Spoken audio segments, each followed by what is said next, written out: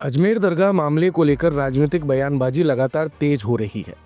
दरगाह परिसर में शिव मंदिर होने के दावे से उठे विवाद को लेकर अब पक्ष और विपक्ष दोनों तरफ से बयान आ रहे हैं। इस बीच राजस्थान के पूर्व सीएम अशोक गहलोत ने बीजेपी, आरएसएस और पीएम नरेंद्र मोदी पर सवाल उठाए हैं। गहलोत ने कहा कि 15 अगस्त 1947 तक बने जो भी धार्मिक स्थान जिस स्थिति में हैं वो उसी में रहेंगे, ये कानून बना हुआ है, उन पर सवाल उठाना गलत है।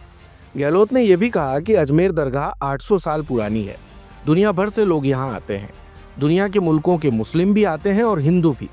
प्रधानमंत्री कोई भी रहा हो, कांग्रेस, बीजेपी या अन्य किसी दल का, पंडित नेहरू के जमाने से मोदी तक तमाम प्रधानमंत्री यहाँ चादर चढ़ाते आए हैं। चादर चढ़ाने के अपने मायने होते हैं। खुद प्रधानमंत्री नरेंद्र मोदी यहाँ चादर चढ़ा रहे हैं और उन्हीं की पार्टी के लोग कोर्ट में केस कर रहे हैं। आखिर ये भ्रम क्यों पैदा किया जा रहा है? लोग क्या सोच रहे होंगे? गहलोत ने कहा कि शासन करने वाले की जिम्मेदारी बहुत बड़ी होती है। इस तरह की बातें होती रही तो देश के मूल मुद्दों का क्या होगा? महंगाई, बेरोजगारी, विकास, अर्थव्यवस्था, सामाजिक न्याय और सामाजिक व्यवस्था जो देश के मुख्य मुद्दे हैं, उन पर कौन बात करेगा? जब मोदी कहते हैं कि मैं थाली और ताली बजवा सकता हूँ, कुछ भी कर सकता हूँ, और देश उनकी बात सुनता है, तो वो देश में कहीं छुआछूत नहीं हो, सब एक समान हो, ऐसी बात क्यों नहीं करते? 15 अगस्त 47 के धार्मिक स्थलों को लेकर कानून पास हो गया पार्लियामेंट में। उसके बाद में बार बार मंदिर, दरगाह में क्या था, पहले क्या था, उसी में फंसे रहेंगे तो ज़्यादा महत्व रखता देश के अंदर इश्यू क्या है, महंगाई का है, बेरोजगारी का है, विकास का है, अर्थव्यवस्था का है, सामाजिक न्याय का है, सामाजिक व्यवस्थाओं का है। और हिंदू, मुस्लिम, सिख, ईसाई, फारसी की बात हम करते हैं।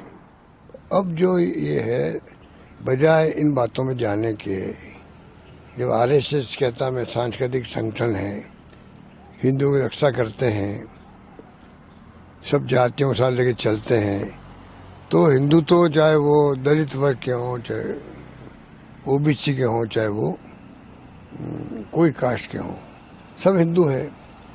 हिंदुओं को एक नहीं कर पा रहे लोग। और जब मोदी जी कहते हैं कि मैं थाली बजवा सकता हूँ, ताली बजवा सकता हूँ, कुछ भी कर सकता हूँ, और देश मेरी बात सुनते हैं, तो सबसे पहला काम उनको ये करना चाहिए था, एक तारीख देनी चाहिए थी, इस तारीख के बाद में कोई छुआछूत नहीं होगा, मानव मानव एक समान, ये होना चाहिए था। ये बातें करते नहीं हैं। और 800 साल पुरानी मस्जिद मान लिया है, दरगाह है आपके अजमेर की, देश दुनिया के लोग वहाँ आते, दुनिया के लोग आते हैं वहाँ पर।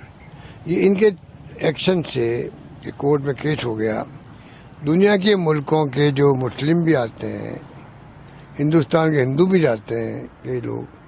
प्रधानमंत्री कोई हो, कांग्रेस के हों, बीजेपी के हों, कोई हो, पंडित नेहरू के ज़माने से मोदी जी तक, वो तमाम लोग, वाजपेयी भी, ये तमाम लोगों की दरगाह में चादर चढ़ती है, इतनी मान्यता उसकी है। तो चादर चढ़ाने के मायने होते हैं अपने। आप चादर भी चढ़ा रहे हैं और आपकी पार्टी के लोग कोर्ट में केस भी कर रहे हैं, भ्रम पैदा कर रहे हैं, तो क्या एक कौम के लोग सोचते होंगे? हर कौम में आपस में भेदभाव हो सकता है, थोड़ा बहुत, तो धर्म के नाम पर थोड़ा बहुत नाइतफाकी हो सकती है, अपने धर्म के बारे में कोई बात सोच सकते हैं।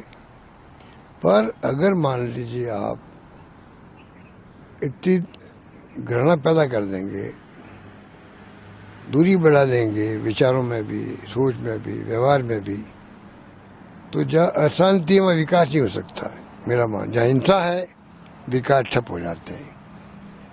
ये बातें किसको कहनी चाहिए? ये बातें मोदी जी को, आरएसएस को करनी चाहिए। हालांकि इसे लेकर राजनीतिक बयानबाजी बीते 2 दिनों से जारी है। जम्मू कश्मीर की पूर्व सीएम और पीडीपी की प्रमुख महबूबा मुफ्ती ने तो एक्स पर यहां तक लिखा कि इससे मुसलमान और हिंदू के बीच तनाव की संभावना बढ़ गई है। कई अन्य नेताओं के भी बयान इस विषय पर सामने आए हैं, जिसमें कांग्रेस सांसद इमरान मसूद, एआईएमआईएम प्रमुख असदुद्दीन ओवैसी, बीजेपी सांसद गिरिराज सिंह प्रमुख हैं। हालांकि राजस्थान बीजेपी प्रदेशाध्यक्ष मदन राठौड़ और विधायक बाबा बालकनाथ ने भी इस पर व्यक्तिगत या सोशल मीडिया पर प्रतिक्रिया दी है। सुनिए क्या कह रहे हैं ये नेता। 1991 का सुप्रीम कोर्ट का अपना एक डिसीजन है, जजमेंट है कि जो 1947 में जो हमारी रिलीजियस प्लेसेस हैं, चाहे वो मंदिर है, मस्जिद है, गुरुद्वारा है, उसकी नोयत चेंज नहीं होनी चाहिए, वो वैसे की वैसी रहनी चाहिए।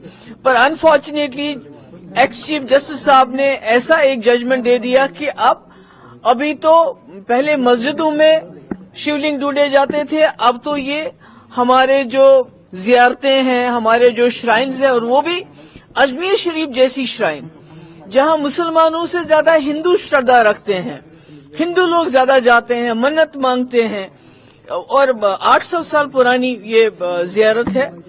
तो मुझे लगता है कि इसके बाद मुसलमानों के घरों में ढूंढना शुरू कर देंगे।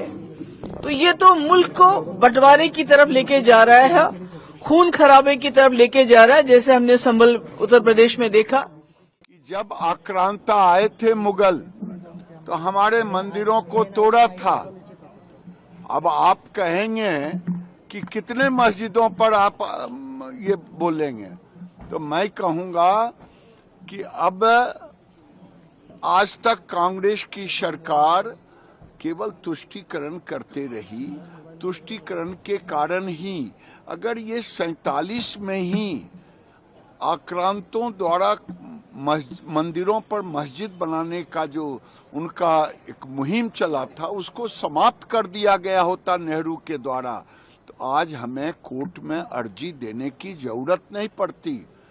इसीलिए अर्जी दिए हैं, कोर्ट ने माना है, और सर्वे के कानूनन अधिकार है, और उस सर्वे पर भी संबल बनाने की कोशिश कर। 800 साल से दरगाह है ख्वाजा अजमेरी की। 800 साल उस दौर में मुगलों ने हुकूमत की, बादशाह अकबर ने वहां पर बहुत कुछ तामीर करवाया। फिर मुगल ख़त्म हुए, मराठाओं का राज शुरू हुआ। फिर मराठा के बाद उन्होंने अजमेर को 18,000 रुपये में अंग्रेज़ों को बेच दिया। 1911 में क्वीन एलिजाबेथ आई तो वहां पानी का हाउस बनवाया। नेहरू से लेकर जितने प्रधानमंत्री बने वो वहां पर चादर भिजाते हैं। आप बताइए क्या करना चाह रहे हैं लोग? आखिर क्यों इतनी नफरत पैदा कर दिए बीजेपी आरएसएस वाले मस्जिद दरगाहों के ताल्लुक से?